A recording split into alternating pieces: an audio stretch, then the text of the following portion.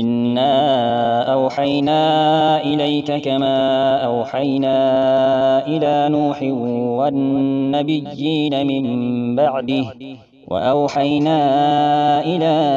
إبراهيم وإسماعيل وإسحاق ويعقوب والأسباط وعيسى وأيوب ويونس وهارون وسليمان وآتينا داود زبورا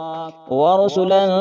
قد قصصناهم عليك من قبل ورسلا لم نقصصهم عليك وكلم الله موسى تكليما رسلا مبشرين ومنذرين لئلا يكون للناس على الله حجة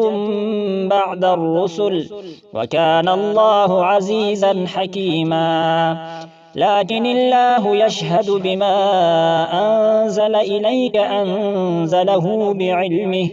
والملائكة يشهدون وكفى بالله شهيدا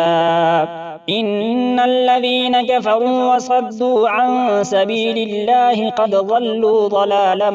بعيدا إن الذين كفروا وظلموا لم يكن الله ليغفر لهم ولا ليهديهم طريقا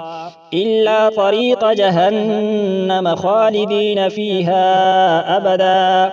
وكان ذلك على الله يسيرا.